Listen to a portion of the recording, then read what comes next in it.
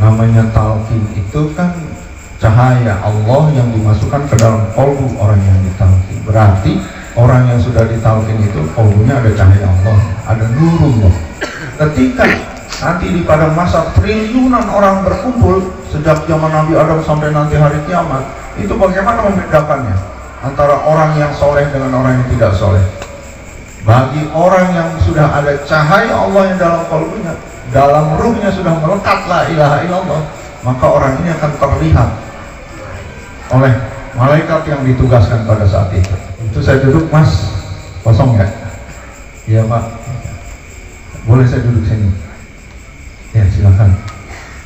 Begitu saya duduk di sampingnya, pertanyaan yang pertama kali keluar dari beliau kepada saya apa? Kalau umumnya orang baru ketemu gitu nanyanya gimana? Ketemunya di bis.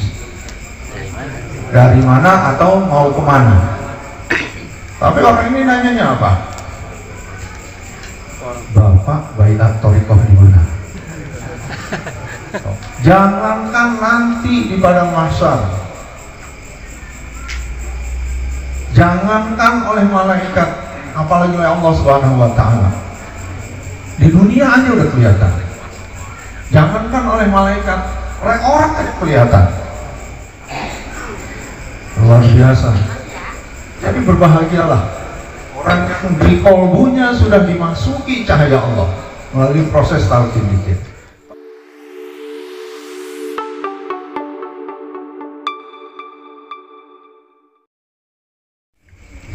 Assalamualaikum warahmatullahi wabarakatuh. Waalaikumsalam warahmatullahi wabarakatuh.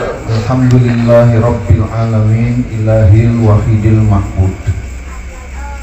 Wassalatu wassalamu ala sirri hayatil wujud wasababil a'zami likulli mawjud. Salatan tusabbitu fi qulubinal iman wa tuhaffidunal Qur'an wa tufahhimuna minhul ayat wa taftahuna biha nurul jannat wa nurun na'im wa nurun nadari ilal wajhikal karim wa ala alihi wa sahbihi wa sallam. Subhanaka la ilma lana illa ma 'allamtana innaka antal alimul hakim. La haula wa la quwwata illa billahil aliyyil azim. Rabbi shrah li sadri wa yassir li amri wa hlul 'uqdatam min lisani yafqahu qawli. Wa ba'du ilahi anta maksudi wa ridhaka matlubi atini mahabbataka wa ma'rifataka. Assalamualaikum ya malikaz zaman wa ya imamal makan wa ya qa'imu bi amri rahman wa ya warithal kitab wa ya na'iba rasulillah sallallahu alaihi wasallam ya man minas sama'i wal ardi a'idatuhu ya man ahli waqtihi kulluhum a'ilatuhu ya man yanzilu ghaitu bida'watihi wa yadiru dar'u bi barakatihi wa rahmatullah wa barakatuh. Al-Fatihah.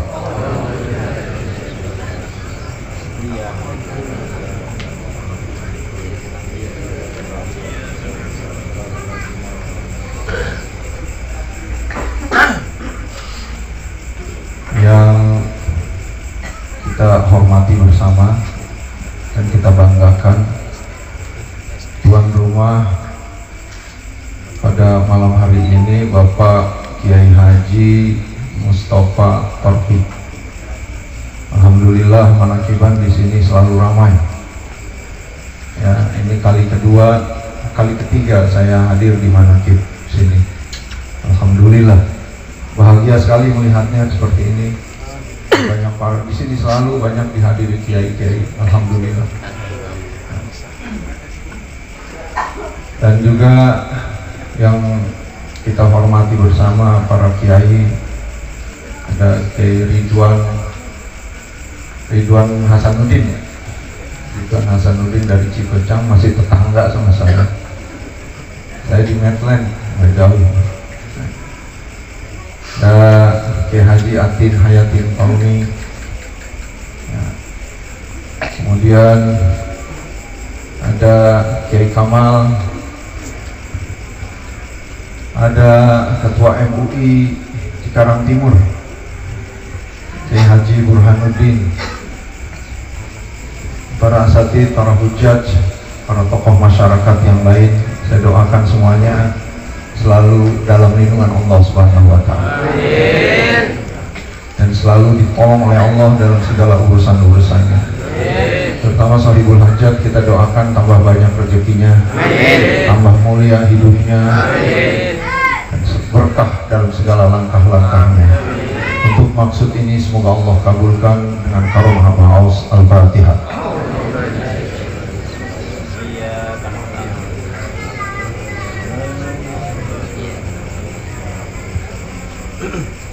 Sudah banyak ilmu yang disampaikan oleh mubaligh terdahulu, dan beliau-beliau ini adalah orang-orang yang berilmu dan mumpuni dalam bidangnya. Bapak dan Ibu sekalian, semulia-mulianya pekerjaan di dunia ini kan banyak orang, banyak profesi manusia. Ada yang jadi presiden, ada yang jadi RT, ada yang jadi TNI, ada yang di pabrik, ada yang dagang dan lain sebagainya. Tetapi semulia-mulianya pekerjaan, ini perlu diketahui, adalah orang yang turut menegakkan agama Allah di muka bumi. Akur. Menegakkan agama Allah di muka bumi, sampai-sampai untuk misi ini, agar tegak agama Allah di muka bumi ini, banyaklah organisasi-organisasi Islam. Nahdlatul Ulama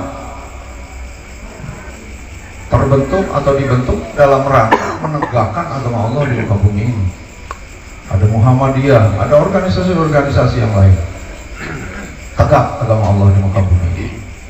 Jadi, kenapa para Rasul itu sejak Nabi Adam sampai terakhir Nabi Muhammad SAW adalah orang-orang yang mulia, bahkan Nabi Muhammad sampai sekarang namanya tidak berhenti disebut oleh manusia, oleh umatnya. Begitu mulianya Nabi Muhammad SAW. Kenapa? Karena Nabi Muhammad adalah orang yang menegakkan agama di muka bumi ini. Maka orang-orang yang turut menegakkan agama di muka bumi ini menjadi orang-orang yang mulia. Kalau kita lihat para ulama, rata-rata mulia hidupnya. Kenapa? Karena profesi ulama adalah menegakkan agama di muka bumi. Nabi Muhammad begitu mulia karena menegakkan agama Allah. Allah sampai turunkan Nabi 25 Rasul, Nabi 124.000 Nabi, wali dan lain sebagainya, sampai kepada penerus-penerus Nabi, penerus Rasul, para syekh mursyid, semuanya adalah untuk tegaknya agama Allah di muka bumi ini. Baik, prolognya seperti itu. Maka sekarang bagaimana, pertanyaannya adalah bagaimana agama Allah bisa tegak di muka bumi ini? Bagaimana agama Allah ini bisa tegak di muka bumi ini?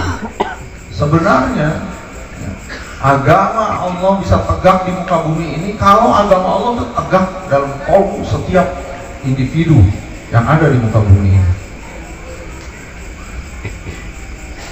Tidak mungkin agama Allah itu tegak dalam satu lingkungan tertentu, apalagi di muka bumi ini, kalau di kalbu masing-masing manusianya, masing-masing umatnya, masing-masing individunya tidak tegak agama Allah. Fa'akim wajhaka lid-dini hanifah, maka tegakkan wajahnya lid-dini hanifah, kepada agama Allah dengan lurus. Tegakkan wajahmu di sini adalah maksudnya bimana hatimu, bimana qalbumu. Jadi agama Allah yang diperjuangkan oleh banyak orang itu tidak akan tegak kalau tidak tegak dalam masing-masing individunya. Fa'akim wajhaka lid-dini hanifah, tegakkan wajahmu kepada agama Allah dengan lurus. Wajah di situ adalah maksudnya qalbu, hatimu, Karena tidak mungkin yang dimaksud ini wajah yang ini, tidak, pasti wajah kolbu kita. Nah sekarang masalahnya bagaimana agama itu bisa tegak di dalam kolbu kita. Ada orang memperjuangkan agama sampai emosi, sampai demo sana sini, akhirnya terjadilah radikalisme. Bukan agama yang tegak, apa yang tegak akhirnya radikalisme. Gitu. Nah ini kan jadi melenceng dari hitah yang sebenarnya. Maka orang thariqah memperjuangkan agama itu tegak dalam kolbu setiap individu. Nah bagaimana agama itu bisa tegak dalam kolbu setiap individu kalau tidak talqin dulu?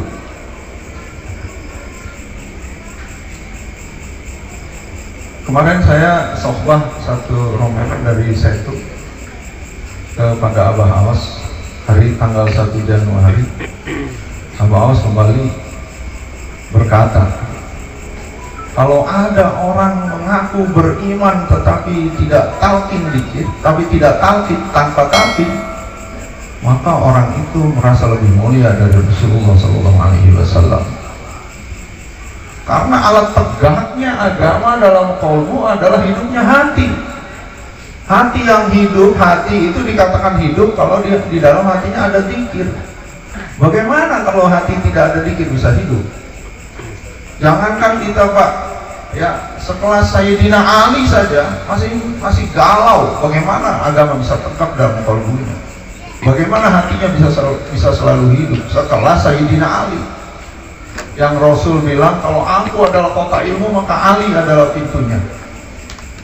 Ini sekelas Ali ini masih galau. Oleh karenanya Sayyidina Ali datang ke Rasulullah dalam kegalauannya. Disebut dalam kitab Sirul Asrar, awalun mantamana akroba tariqi afdalaha wa asalaha minan Nabi sallallahu alaihi wasallam Ali ibn Abi Thalib. Yang pertama-tama kali meminta jalan terdekat kepada Allah, jalan paling utama kepada Allah, pun juga jalan paling gampang kepada Allah adalah Ali bin Abi Thalib.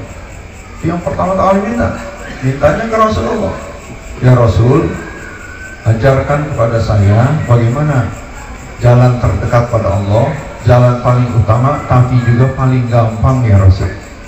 Itu kata Sayyidina Ali. Nah, ketika Rasulullah menerima permintaan itu dari Sayyidina Ali, Rasulullah tidak langsung menjawab. Rasulullah terdiam. Rasulullah diam menunggu wahyu dari Allah. Ini bagaimana ini jawabnya?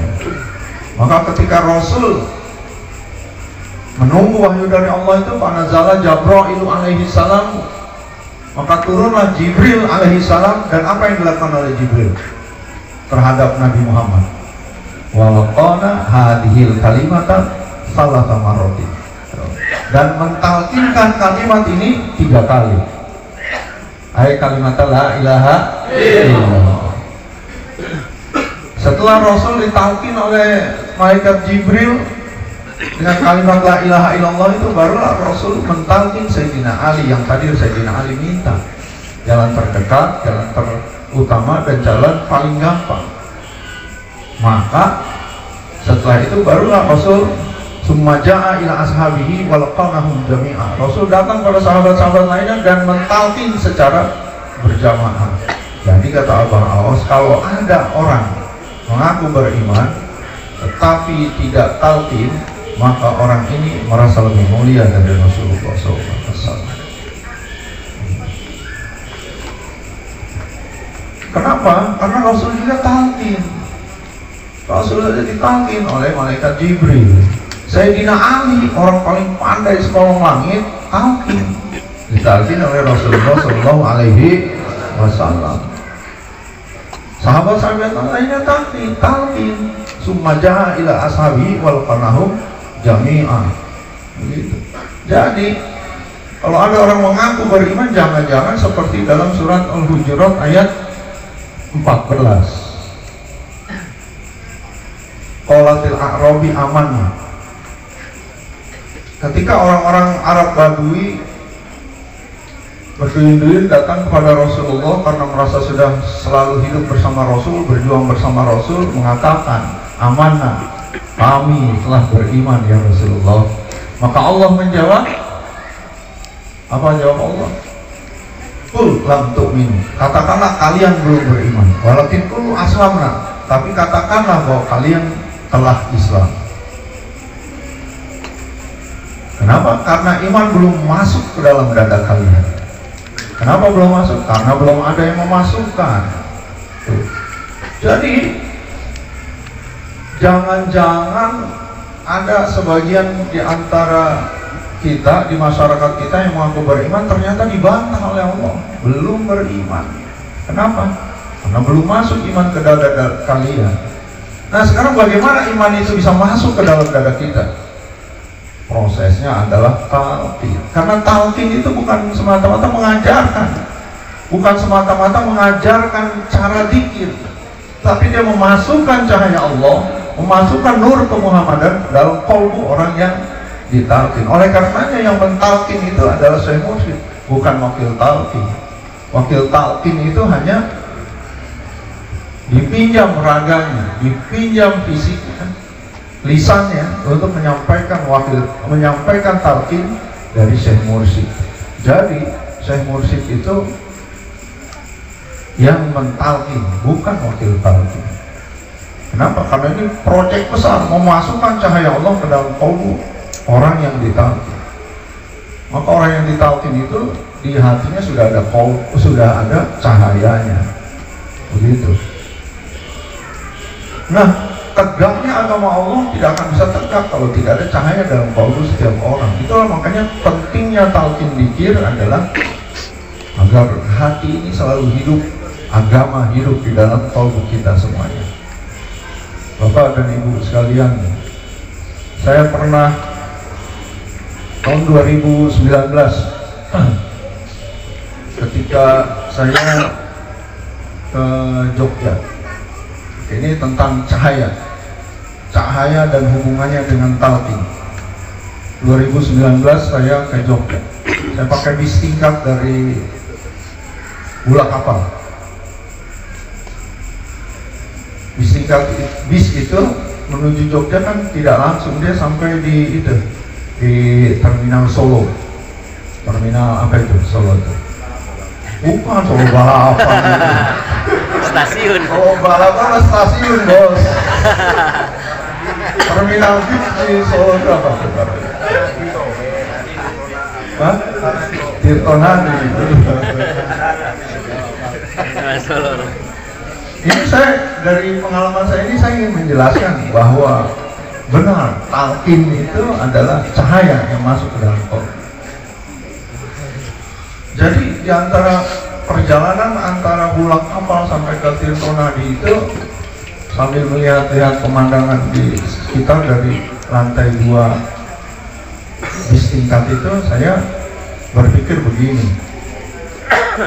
Sebenarnya beda, ini pemikiran saya nih waktu itu, saya sambil ngelamun, tapi saya tafakur, saya berpikir sebenarnya beda antara orang yang berthariqah dengan orang yang belum berthariqah atau tidak berthariqah adalah pada talqin saja.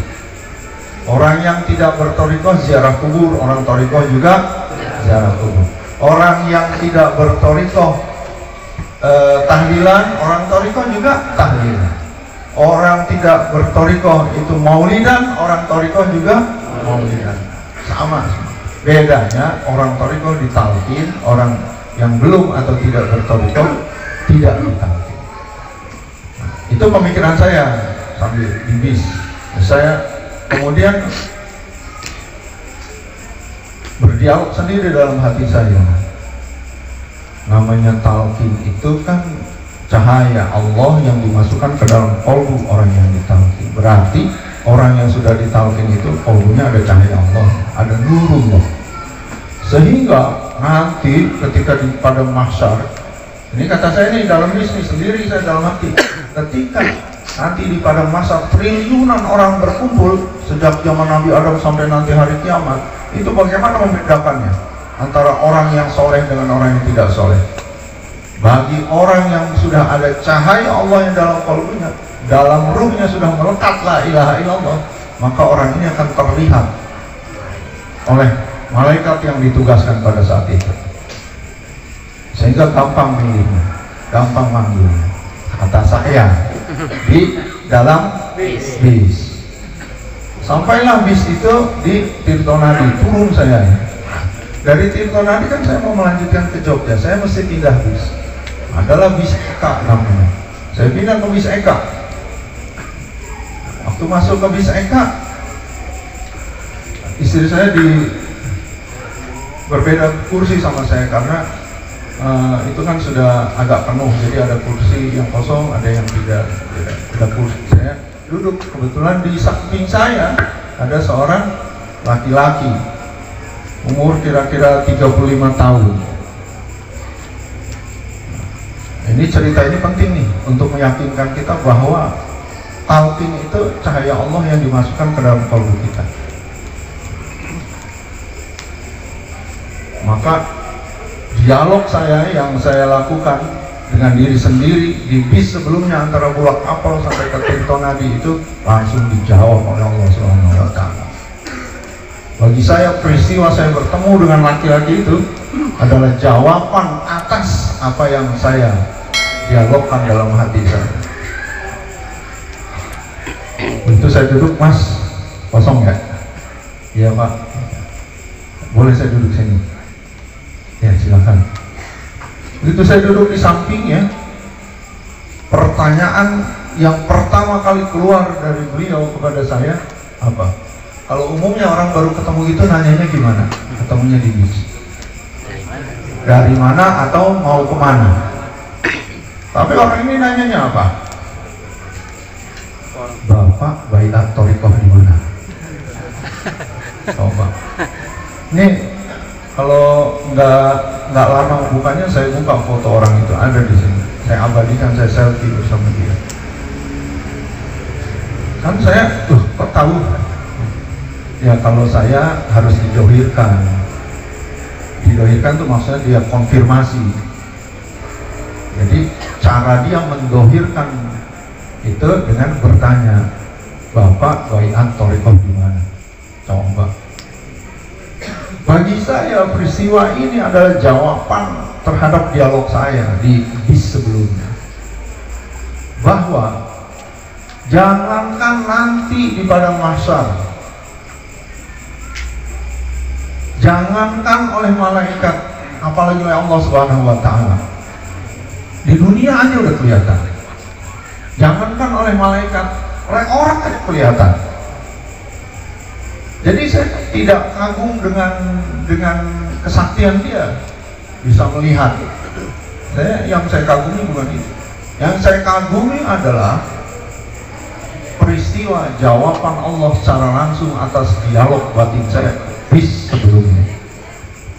Bapak baiat thariqah di mana? Saya pikir orang ini mungkin pernah lihat saya ceramah seperti ini, ternyata tidak. Atau orang ini murid Abah Awas, ternyata tidak. Atau beliau adalah murid dari thariqah yang lain juga di Banjarnegara, tapi bukan murid Abah Awas. Luar biasa. Jadi berbahagialah orang yang di kolbunya sudah dimasuki cahaya Allah melalui proses talqin zikir. Pak, tidak semua orang ini akan mau menerima talqin. Maka Abah Awas menyebutnya kita terperangkap dalam man yasha. Man yasha, sekehendak Allah. Orang-orang yang dimaui oleh Allah. Kalau kita bicara ilmu, kita ilmu tidak banyak. Saya ilmu tidak banyak, tapi saya terperangkap dalam man yasha.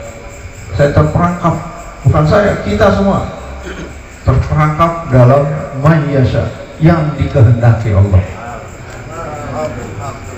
Maka dalam surat At-Taubah ayat 111, bergembiralah kamu dengan, di penghujungnya itu, bergembiralah kamu dengan baiat yang telah kamu lakukan, dengan jual beli yang kamu lakukan, yang kamu telah berbaiat padanya, yang kamu telah berbaiat. Surat At-Taubah ayat 111 itu kan latar belakang sejarahnya adalah setelah pada tahun ke-13 kenabian ketika orang-orang dari Yastrib, 73 orang laki-laki, 2 orang wanita datang pada Rasulullah dalam minta baiat kepada Rasulullah dalam satu peristiwa yang disebut dengan baiat Aqabah Kubra. Maka turunlah surat At-Taubah ayat 111 itu. Innallaha astara minal mu'minina anfusahum wa amwalahum bi anna lahumul jannah. Jadi orang-orang yang berbaiat itu kemudian dijelaskan dalam surat At-Taubah ayat 111 itu bahwa sesungguhnya Allah telah membeli orang-orang yang beriman dirinya atau jiwanya dan hartanya, dirinya dan hartanya, bi anna lahumul jannah, dan Allah memberikan surga, menukarnya dengan surga. Nah, di penghujungnya tadi, maka bergembiralah dengan baiat yang telah kamu lakukan. Begitu. Jadi baiat di sini atau talqin dalam thariqah kita disebut dalam surat At-Taubah ayat 111 itu sebagai jual beli dengan Allah. Kalau yang namanya jual beli itu orang yang jual, dalam hal ini kita yang menjual diri dan harta kita kepada Allah di depan Syekh Mursyid, maka dari orang yang membeli itu ada tanda pembayaran yang sah. Kalau jual beli di kita ini kan tanda pembayaran yang sahnya apa? Duit, yang tadi sudah dijelasin sama dia. Duit sebagai tanda penyebaran yang sah.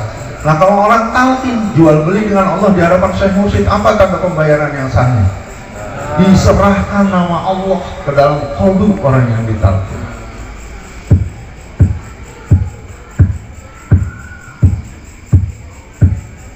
Hidup nggak? Bisa ngikutin nggak? Nama Allah bukan? Iya. Itu tanda kita sekalian sudah mendapatkan nama Allah yang Allah serahkan pada kita melalui Syekh Mursyid dalam proses baiat. Yang dalam baiat Aqabah Kubra dibilang bergembiralah dengan baiat yang kamu lakukan. At-Taubah ayat 111. Orang yang tidak talqin, dia belum punya nama Allah di kalbunya. Maka Abah Allah sering mengatakan tidak ada lagi waktu untuk bersedih. Senang, di sana senang, di mana senang. Jadi walaupun tidak punya duit, mestinya kita terus senang, bahagia. Orang sini kalau nggak punya duit, sedih apa bahagia? Nah, sedih apa bahagia? Nah, kalau masih sedih, nggak punya duit masih sedih, berarti hatinya belum hidup.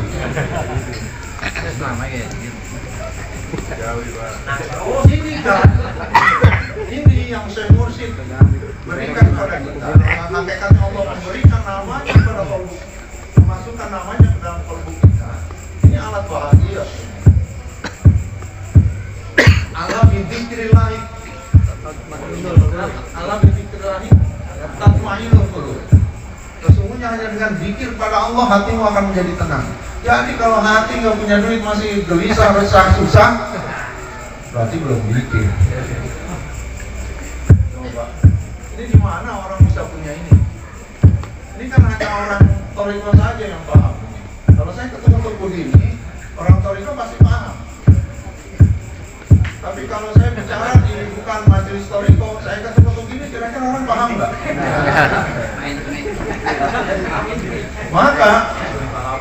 Maka bagi kita orang yang sudah talqin, apa stasiun balapan?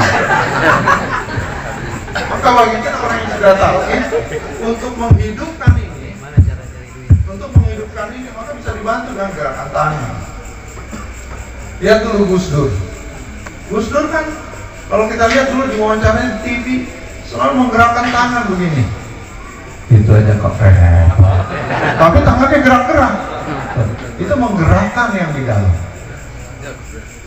Jadi kita mau belajarnya sama tukang bakso aja. Tukang bakso itu kalau jam 11 pagi dia keluar dari itunya dari apa itu namanya? Hah? Dari poolnya ya dorong atau yang sekarang pakai sepeda ya? Nah, pokoknya yang didorong udah gitu itu kan ketok-ketok ya. Tok jam 11 pagi. Kenapa? Karena dia dagang masih penuh dagangan. Tapi pulang jam 10 malam habis dia pulang ke poolnya itunya nggak diketok-ketok. Kentongannya tuh nggak diketok-ketok. Gitu.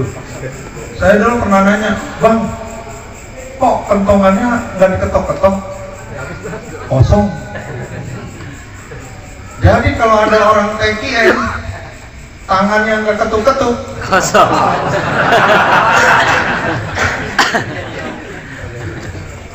Kamu udah takin ya? Udah. Kok tangannya nggak ketuk-ketuk? Kosong.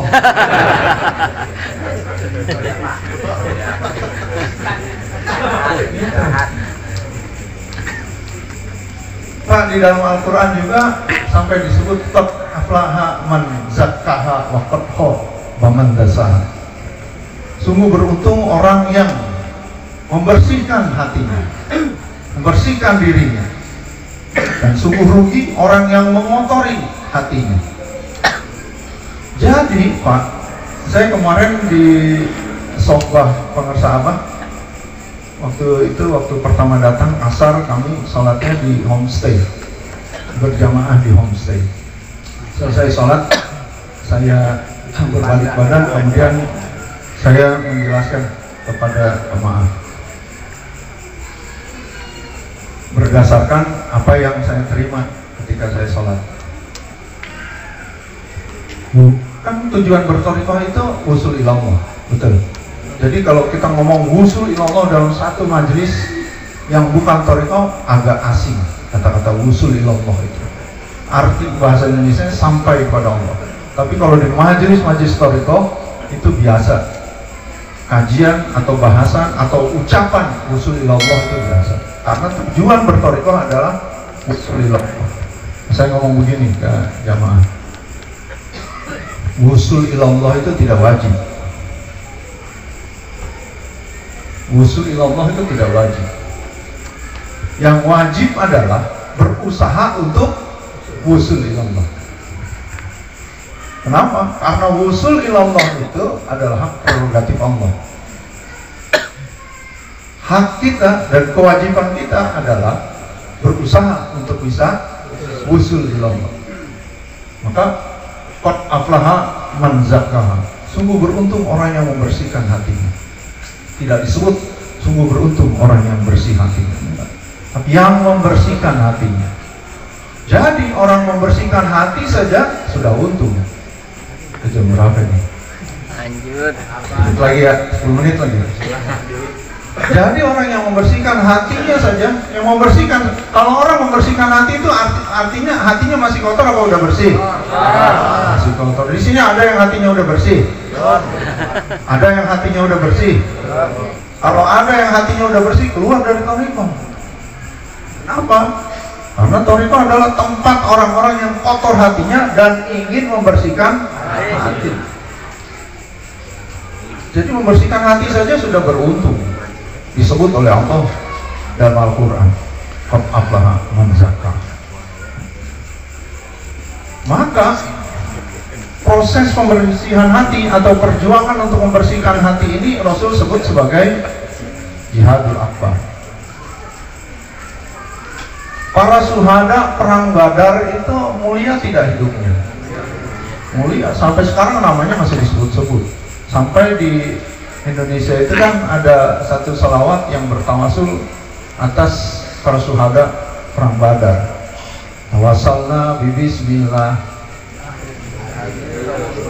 wabil hadi Rasulillah wa kulli mujahidillah bi ahlil badri ya Allah. Dengan kemuliaan para syuhada perang Badar, gitu kan. Sampai digunakan untuk tawasul. Kenapa? Saking mulianya orang-orang yang dulu berjuang dalam perang Badar dan mati dalam perang Badar, sehingga disebut dengan syuhada. peperangan yang hebat begitu oleh Rasulullah disebut sebagai jihad asghar. Raja'na min jihadil asghar ilal jihadil akbar. Dan jihad akbar adalah jihad melawan hawa nafsu. Jihad membersihkan hati itu jihad akbar.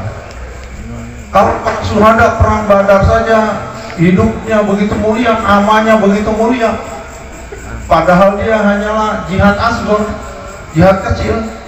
Bagaimana orang yang mati dalam keadaan bertoriko, yang sedang melakukan jihad akbar? Itu lebih mulia. Adakah makom yang lebih mulia daripada syuhada? Orang-orang toriko yang senantiasa berusaha untuk melakukan jihad akbar, dia mati walaupun dia belum bersih hatinya, dia dalam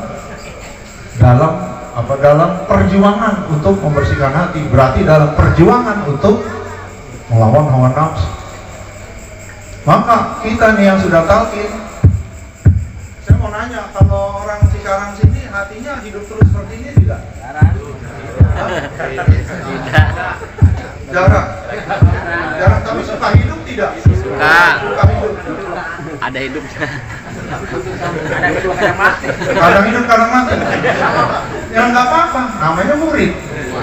Ya, kalau kita hidup terus mursyid lah.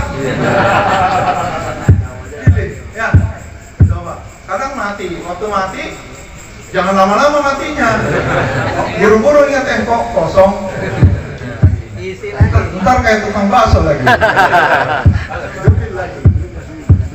Nah, sewaktu kita hidup ternyata kita belum berhasil, hatinya begini terus, tetapi kita terus dalam perjuangan untuk menghidupkan hati, terus kita mati, kontrakan kita di dunia habis, maka kita masuk dalam kategori orang-orang yang gugur dalam perjuangan jihad besar.